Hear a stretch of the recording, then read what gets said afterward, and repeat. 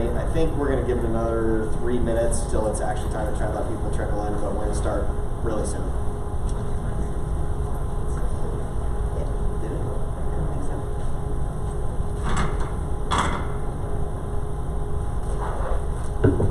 There we go.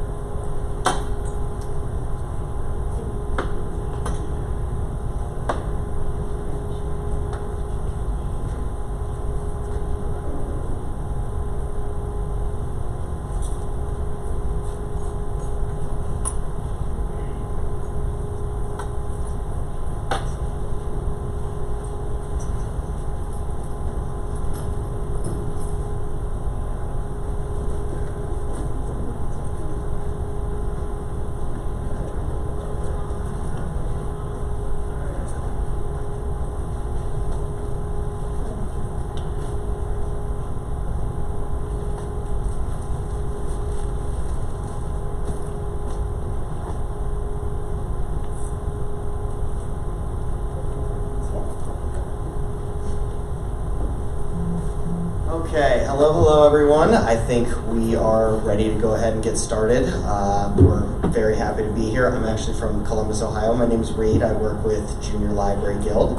I've been with the company for about 2 years now, and so I am kind of spearheading our effort to get into ebooks and the digital reading space. And with me, you want to introduce yourself? Yeah. Hi there, I'm Kathy Furman. I'm a library department supervisor at Hempfield School District, the Hempfield that's in Landisville, Pennsylvania, which is in Lancaster County, not the Hempfield that's near Pittsburgh, because there are two, that's Hempfield area. Are you from Hempfield area? I'm from Hershey, so... Oh good, so you're near me, thank you. So Hempfield School District, I've actually been the department supervisor. This is my 21st year. I've been a librarian for 26 years. So I manage the 10 libraries in our school district. I'm also currently the president of the Pennsylvania School Librarians Association this year. But I'm actually here representing Hempfield and very happy to talk about JLG Digital and the ebooks and the path that we've taken with JLG Digital, because it's been an amazing journey for us so far. Yep, this is me. So I'll just raise a hands. How many have ebooks in their school district? Okay. Well, everybody should have them, because if you don't have them, that you pay for them. We actually have ebooks if you're part of the Power Library. So our state, we have actually somebody here from Office of Commonwealth Libraries. Our state actually has ebooks from the Power Library that are free for all citizens in Pennsylvania. But we know that ebooks have made a change for the way in which students access information and text. So it is the ability to be able to offer that 24/7. So it's a lot different. Come on in. We just got started. We're just talking about ebooks and the importance of ebooks. So it does provide 24/7 access. So people often ask me as a librarian, do we still have print books? Of course we do. In fact, it's something that I constantly am on the rally path with, that students need both. They need both print books and they need ebooks as well. But they do need both. And the reason why ebooks are so important is because of that 24/7 access. Digital reading is very different than print reading. We know that, and you probably know that as adults. So students need to practice that skill, because no matter what, we all read digitally, whether we're reading email, our phones, we're reading articles and things from our devices. We know that students, as they go into college and the workforce, that they're going to have to read things digitally. They're going to have manuals and instructions and projects and things like that that they do for their work that they're going to have to read digitally. They need to practice that skill. It's a different skill than when you're reading on a flat piece of paper. So ebooks are so important to give them that experience. And of course, your brain works differently online. There's all kinds of brain research about that. So we want to make sure that our students are developing that bilateral brain function, because they have to, again, use that down the road. We know that. Ebook checkouts have, of course, been increasing yearly at over 15%. The great thing is, at least in my case, in my district, I just did a school board presentation, told them that my print statistics are actually also going up, and so are my, now not as fast as my ebooks, but my ebooks are going up. The really great thing is now overall, my statistics, because we've added ebooks for the past probably 6 to 7 years, has grown very exponentially, because I have both options for students, so that's really great. Okay, so Junior Library Guild has actually been around since 1929. Back then we were known as the Junior Literary Guild, but over all of these different decades, what our members have come to expect from us is, one, we deliver only the best of the best new release titles. So that's what our publishing, or our editorial team up in New York works tirelessly to do every single day of the entire year. They read through thousands of different manuscripts, and they only select what they believe is the very best by a really stringent set of rules, of critiques, and the publishers also, they only send us the best of what they think are going to be the new award winners. So like I said, we've been doing that since 1929, and that is what our members have come to expect from us, just the highest quality titles, but they also expect us to save them time. You know, we have over 82 different categories now in print, and we just find that we are able to save you guys as librarians time by selecting what you were already going to select before it is published. And so when we were kind of building JLG Digital and deciding how can we bring that same service of quality and time saving into ebooks and into the digital space, that is kind of what birthed our streaming service, and I will get into that in a couple of slides. But that is kind of how JLG Digital was born. We wanted to bring that same amount of quality, the same amount of time saving, and the same amount of informing you guys on what you should be building your collections within the digital space. So obviously, with a digital collection, it's very much different. It doesn't matter whether you're talking a district collection, a school library collection, or a classroom library collection. Whatever kind of collection you're talking about, there are challenges when we come to digital collections.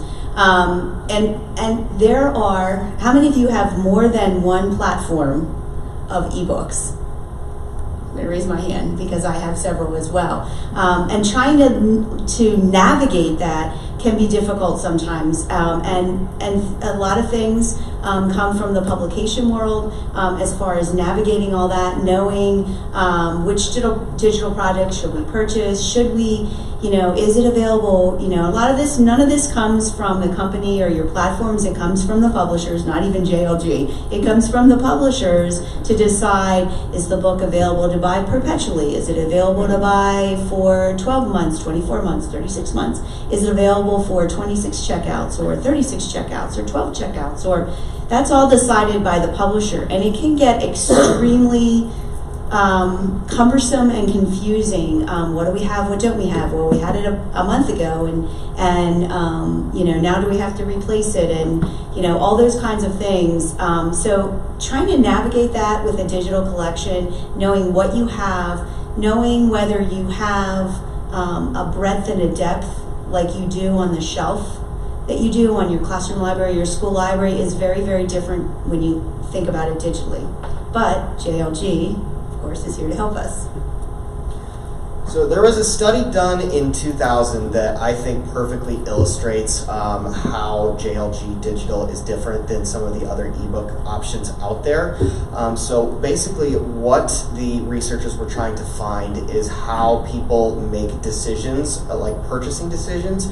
So they actually did 2 tests where they had a large set of jams out on a sample table out in the grocery store, and then they had a small set. And what they found was with the large set, a lot of different people stopped by to sample these jams, but very, very few purchased with that large set. But when they decreased the size of the samples, they found that a lot more people, the people that had stopped by, bought the jams a lot more frequently. So that is a lot of the logic that goes into what we are doing with JLG Digital.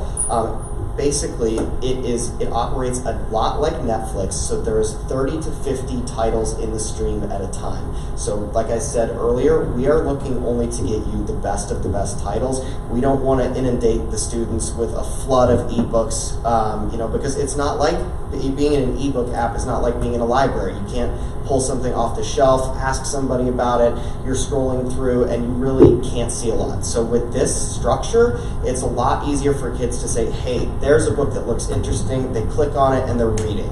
It's designed to be as fast and simple and easy as possible to get your students reading ebooks. So like I said, it is a streaming service. So there are 3 different. There is an elementary school, a middle school, and a high school. So they don't combine. It's not like you can get all 3 for one building, but basically there are 30 to 50 titles in the streams at one time, and they leave and come in every single month. Not all of them, it's not a complete refresh, but some will exit and some will come in each month. So essentially, with this revolving bookshelf, what you are able to do is get your kids hundreds of ebooks every year for just for a flat fee. There's no repaying every month for the subscription, but it also it just complements your additional ebook platforms. Just coming in, refreshing, getting new titles in, and really just keeping the kids engaged. So it's a great way to show them that, hey, every month there's something new coming in. It's exciting. It's really its own promotional tool as well. So there are no usage restrictions. You can read and listen 24/7, 365 days, either online in a browser, or there is an app, an iOS app. The great thing is it is unlimited access for that building. So as we talk about how schools are using it, that means everybody can be in the same fiction book at the same time when it's in the stream in that building, which is not something that we can do, especially on the fiction side of things. If you're familiar with how fiction books are typically purchased as an ebook, it's just almost impossible to do, be able to afford it. So if I have 600 students in one of my elementary buildings, I do, and so they can all be in the same book at the same time. Reed mentioned about the 3 streams. We actually have chosen there's an elementary and we call middle grade, and then high school. We actually chose to, in our K-6 buildings, we actually purchased 2 streams because we want the more elementary, but for my upper students, they have access to the upper stream that are in the middle grades, because that's how we work our library collection. We have what we call a tween section, and so those same students, we give access to that middle grade. So that's what we've chosen to do. I have a couple of buildings that are actually primary and intermediate, so they only have 1 stream, but several of my buildings have 2 streams. And then of course our middle schools just have 1 stream, and our high school has 1 stream. Just like any other ebook, you can highlight, bookmark them, you can make notes, you can make annotations. You can access the index, because there are nonfiction books in there as well. they're pretty much fit to your needs. So they work really well. We use iPads, but I know some other schools that use Chromebooks. They work fine on any kind of device. And again, unrestricted access. Our librarians actually at the beginning of the month, typically when they're, especially in the elementary school where they see all students, once every 6 days, they say, oh, it's the beginning of the month. Let's go look and see, don't forget, and they'll just remind them for 2 minutes and say, don't forget, open up your JLG app and see what new books are in there, because the students do get very excited because they see something new every single month, which is really nice, because typically as probably in most schools, we don't purchase every month. We only purchase several times a year in our libraries. We have a question in the back. Oh. Yes. So I'm just trying to understand, compared to, I know we have Mackin Uh-huh. and we have Follett. Mm-hmm. And I'm learning technology, Sure. so I don't know too much about it other than getting kids access or rostered in it. But I know that kids have a really tough time with Follett when they try to access it through the app, whereas Mackin, they have an easy time, but in Mackin they can only get certain things, the other things they want, or in Follett they can't get to them. And I'm not sure how those equate to sort of Sure. places. Well, we're going to show you because we're going to demonstrate it. We're going to give you access for a short time so that you can also look at it too. So just so you know, as a librarian, we also have Follett. Yes, I'm not here to talk about Follett, so I won't talk about their reader and the struggles that they've had. But I totally understand where you're coming from. We have another vendor very similar to Mackin as well. That's why we have multiple platforms. And just because I've been doing this so long, as we started to dip our toe into ebooks, at first we were concerned about trying to spread out too wide with too many different portals for students to use and things like that. And I have actually found, and we're very fortunate because we are one-to-one and all of our students have an iPad.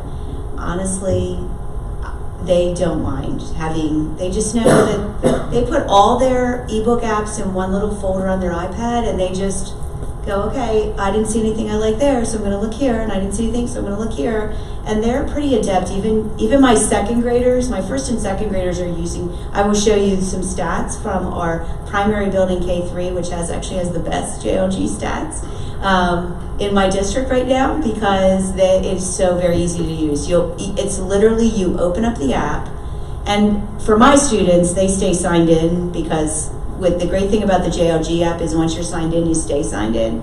So my students are always signed in. We help them the first time, and you just open it up and read.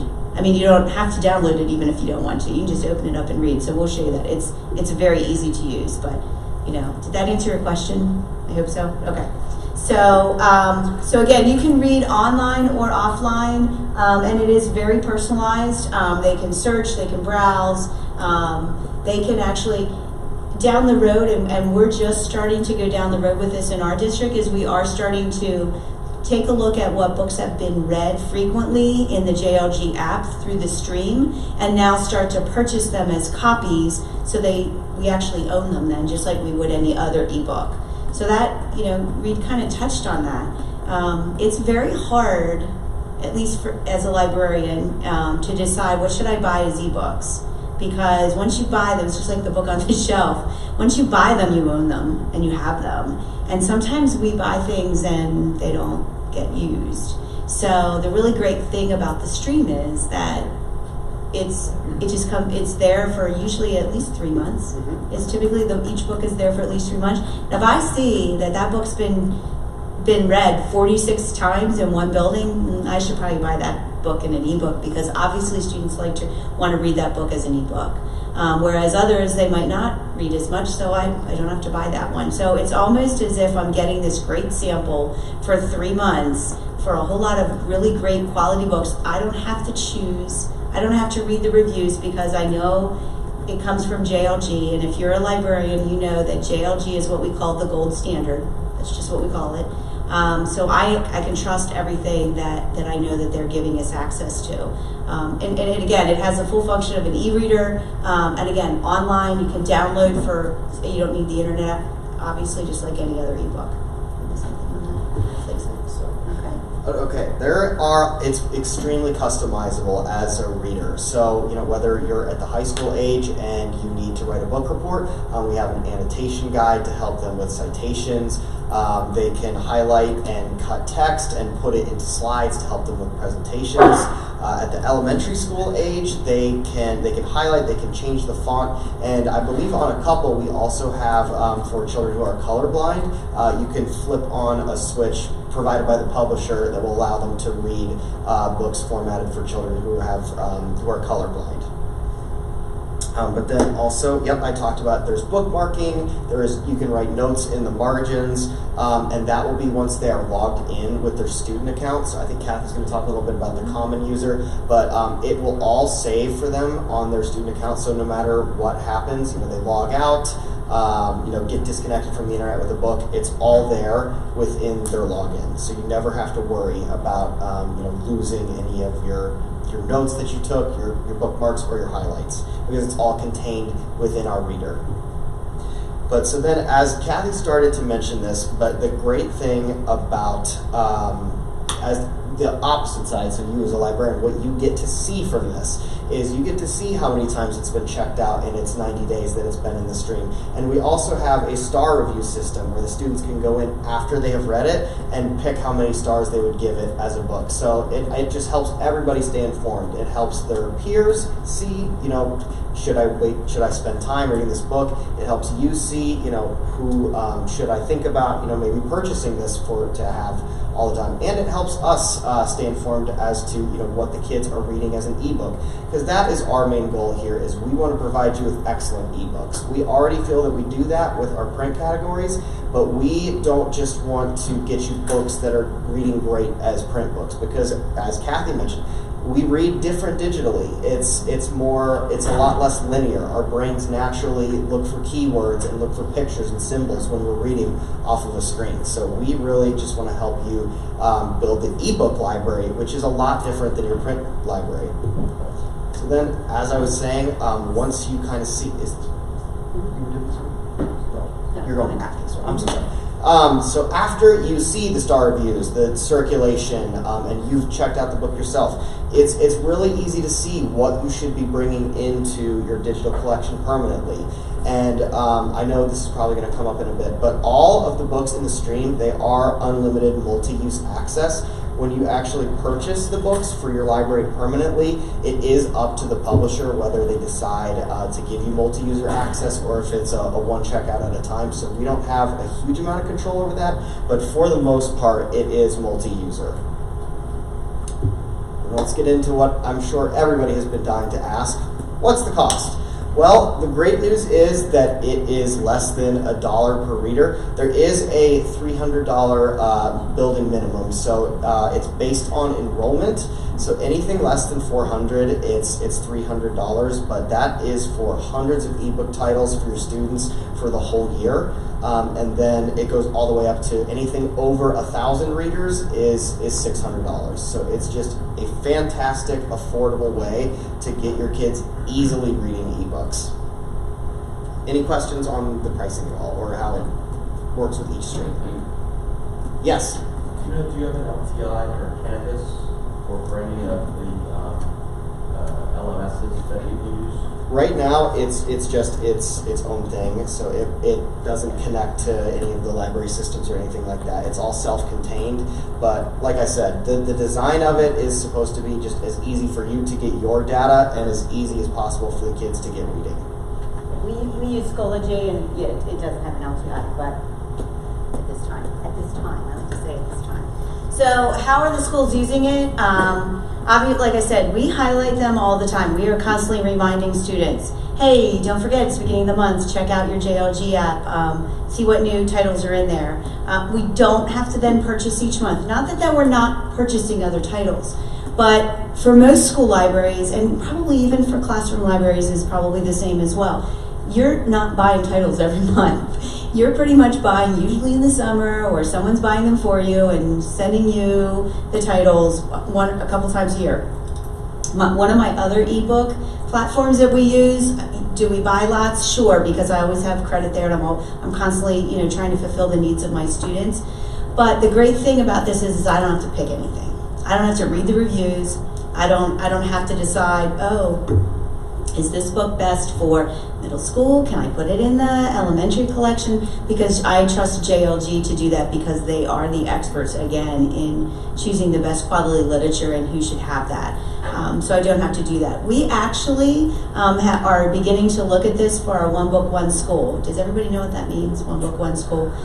So because we're going to have access to the title for 90 days, and we've been doing One Book, One School with print copies, we're going to look at doing what we actually started this at our high school in some small pockets, which we have about 2,200 students, with actually a nonfiction book that we're trying to relate to all the content areas about artificial intelligence. So we're encouraging One Book, One School in our high school, but next year we're going to start delving into this because it's unlimited access.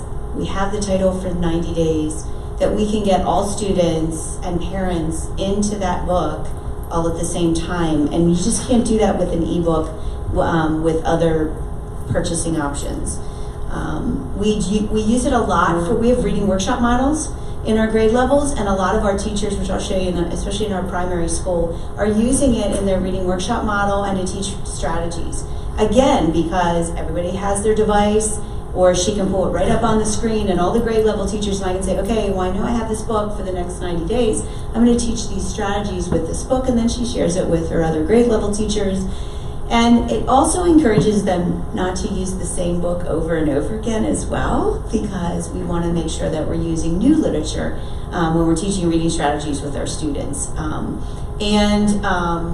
We can use them for reading groups. We have our middle school are actually using them for some reading groups. So again, the teacher goes in, looks to see what's in the stream, knows that those are some new books that just came in, knows we have them for 90 days, and then says, okay, this looks like a pretty good book, it's historical fiction. We're gonna have this reading group is gonna read, and assigns it to that reading group. And again, every student has it on their iPad at home and at school. We're starting to get in a little bit with some book clubs and classroom assignments. I know there's some other schools that JLG that uses the digital platform that are using it for those classroom assignments and book clubs. So, and yay, let's do a demonstration.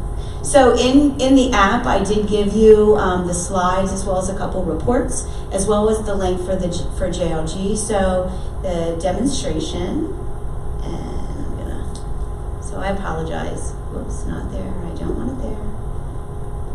Sorry. So this is the address. Oh, you can't see that. Why can't you see that? I have to end the show. Yeah. Sorry, my computer's a little slow. Okay. So here's the address. It's jlg.jlgpublishcentral.com. JLG.ipublish. Sorry, iPublish. I'm sorry. I'll say it one more time. JLG.ipublishcentral.com. Okay, I'm going to blow this screen up a little bit. This I know how to do.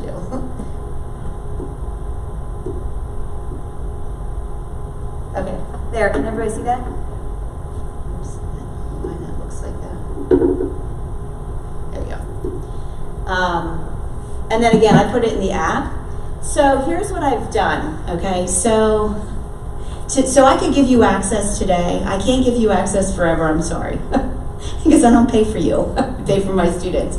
But these are actually a username and password that I created for today so that you could get in here and take a look at that. And so if you want to look at the high school stream, the middle school stream, or the elementary stream, you can take a look at that. So it's pretty much PETEC, and then it's either HS, MS, or ELEM, and then capital PETEC for your password.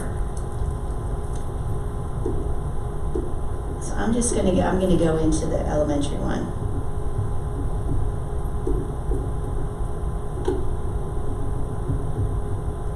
When you rate the texts, are those ratings like Amazon, or are they just for your school? It is global, so it will be everyone who uses JLG Digital. Right. So this is the elementary one. This would be like the K4 is how I would equate this. This is the K4. So you can see that these are the books. You'll notice that some of them say play because there's some audiobooks in here. So that's really great to be able to get some audiobooks as well. And again, now this is a range, so this is K4. This is probably the hardest range to do, as you know, in any time that you have K4, because kindergarten reads differently, obviously, than fourth grade. But there are some nonfiction, and you'll see it has a little note that says, "Oh, FYI, it's leaving soon." So that's another indication that hey, this book's going to be leaving soon. So you can take a look at this. So it's quite a few. So I did a cost comparison analysis on this. So I'm going to just pull up this one report. So this is my primary. This is my primary school. It has about 500 students. I think there's 24 classrooms. It's 24 classrooms, and this is a K3 building. Okay. And this was 1 month. So this is just from January 24th to February 23rd. This is 1 month. There were 667 times that those books were open. I think that's amazing. 667. To give access, 667 different books, which a lot of these are fiction books. Again, most fiction books is one user at a time, or most fiction books, unless I've actually purchased multiple copies. So I took another building, and this is a K6 building, but this is actually their K4 list. Again, this was 1 month. Theirs is 171. Again, that's because they don't have as many. This is their elementary stream. Their upper level stream is twice as much as this, so that's combined. But anyways, I went to one of my other vendors, and I literally went in and priced out each ebook that JLG. And so these are just not like random ebooks. These are all ebooks that are available from my other vendors. And so the cost to supply these books on this list that they used in 1 month was about $1,000. I mean, if anybody, I don't want to show you the quote from the vendor because that would be rude, from the other vendor, but it was about $1,000. So for me, for a month, I mean, that's, and so for me, the cost that to supply these ebooks for all year for one price, that it rotates, that my students are getting exposed to a wide variety of text that are diverse. JLG is also known for making sure that their book selections are diverse for equity, diversity, and inclusion. I can't, and I don't have to do anything. I don't have to pick anything. They just come and go and come and go. And it's so easy for the students and for the librarians. So we want to give you some time if you want to kind of look around those streams. If anybody wants to see it on the iPad, I have it on the iPad. It's really, really easy to use. And again, the students log in one time and the app just stays logged in. We have some apps like Who Shall Be Nameless who constantly are logging my students out, but these stay logged in. So what we do as far as student accounts is we have what's called the stream, like a common stream username and password that gets them into the stream. And then we send JLG our student accounts and they load them in. And our students can then log in themselves so that they're logged in just as them, which will hold their bookmarks, their highlights, and any notes and things that they take. You don't have to be logged in to use the app or to use the product, but if you are, it does save your bookmarks and your highlights and things like that. Obviously, it saves them on your own student accounts. Yes, go ahead. Sorry, I know I have a lot of questions. It's okay, it's fine. It's the end of the day. Mm-hmm. How do you filter for audiobooks? I looked on here, the search menu. Is there a way to filter by audio? I don't normally filter by audio. Reed, you're the content expert. Can you filter by audio? I actually. Is there a way to tell by the icon that's over Yes. Yes. Right here, Yeah. see this icon? With the headphones. That's how you'll be able to tell it's an audiobook. Gotcha. And plus it says play, not read. Oh, yeah. Mm-hmm. Yep. Yep. Thank you. Yeah, sure. You can filter by grade, which is nice. And then you can also filter if you want to see what's new or what's leaving soon, and you can sort it different ways as well. I will relay that question though when I get back on Tuesday night or Wednesday, because that's a very good idea. Yeah, I know some of our kids, we're a residential school, we have kids that go home. So I know if there was a way they could download it so they could listen to it on the bus or something. Right. Sure. They might be more likely, I mean, it's a pipe dream, but they might be more likely to listen. Sure. I will tell you that I started with JLG early on in the process of JLG Digital, and they are very open to the feedback that, at least for me, they've been very open to the feedback for improving the product. So the product actually has morphed even since I started using it in our district. It launched just a little over a year ago, so we're making improvements every single day. So yeah, it's definitely on its way to becoming a really powerful tool for you guys to help you stay informed on what you should be bringing into your digital libraries. And then Yeah, we haven't. I mean, all our students just love the app.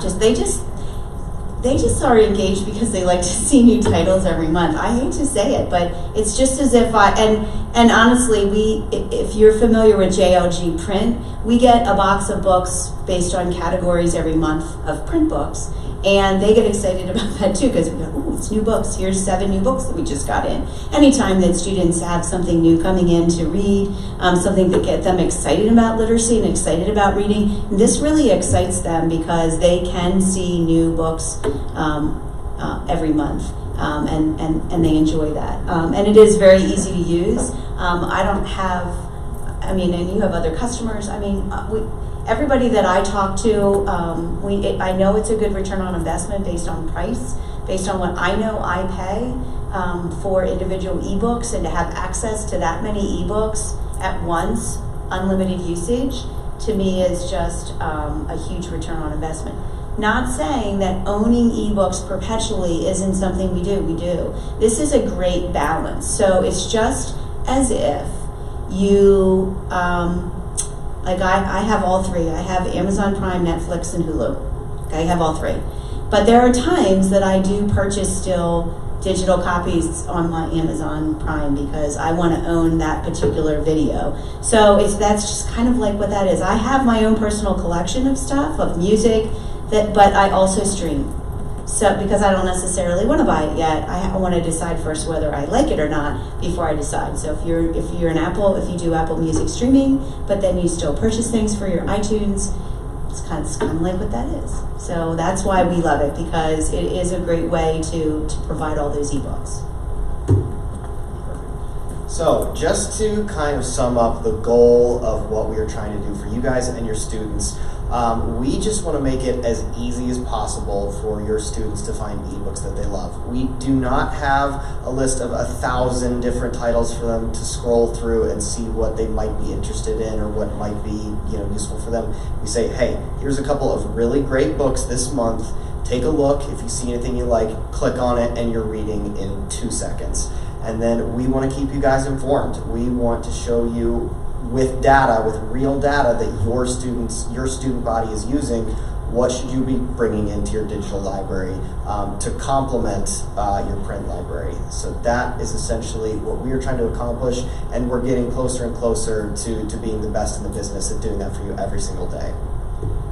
So with that, I think we have covered just about who JLG is, our experience with a real customer who uses us every single day, kind of how we are unique in the ebook world, and why that is useful for you. So if there are any questions, feel free to write down the contact info. I am at booth 1125, so I'll be there until 6 today, and then I will be there the full day tomorrow, so feel free to stop by if you have any other questions, or if you see Kathy popping around at any of the other sessions, I'm sure she'd be happy to talk with you. I can leave my card up here if anybody wants to talk to me at another time, or email me, or reach out and talk to me more about how we're using it. I don't work for JLG, believe me. I just love the product. And when I look at numbers for a month in a primary building of K-3 students, who are viewing 667 ebooks. Now they're primary, so those little books are, it's just like the picture books are going in and out a lot faster than my chapter books. But to see that to me is, and to know that they're into and seeing such a diverse amount of text every month is what we're all about. So it's a really great product. So. Okay. Awesome. Any questions we can answer right now? Okay, perfect. Well, thank you so much, Kathy, for putting this together and for helping me present. Like I said, I will be at booth 1125 for the rest of the day and all day tomorrow, so feel free to stop by and tell me either what you think of the product, the presentation, or ask any questions. All right, thank you very much, everybody.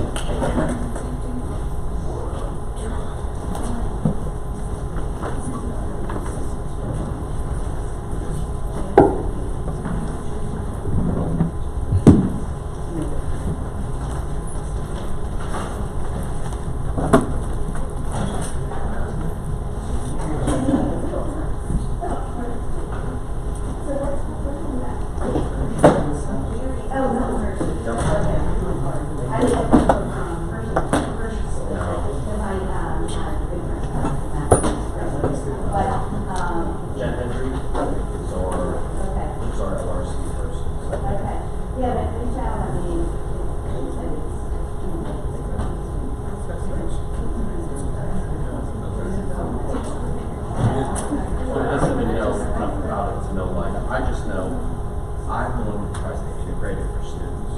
Right. And Paulette was a nightmare, and they went through receptors where the back got right back to me and they were great. Yes. Really easy. I'm Reed, by the way. I love what they do. Nice to meet you. They can access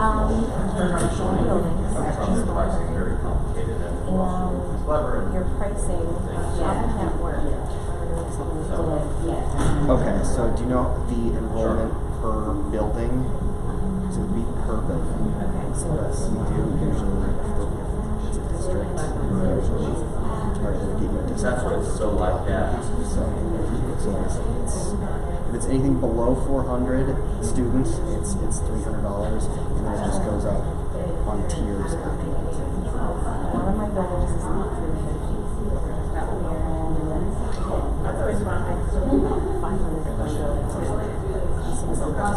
Thank you. So, I can definitely get you a quote for all the buildings. These cards are all downstairs. it's okay. I'll be here tomorrow. Okay, perfect. Yeah, stop by the booth. I think I'll get there. The hall is at 9:15. Yeah, and I'll just if you have buildings, I can look it up and tell you exactly what it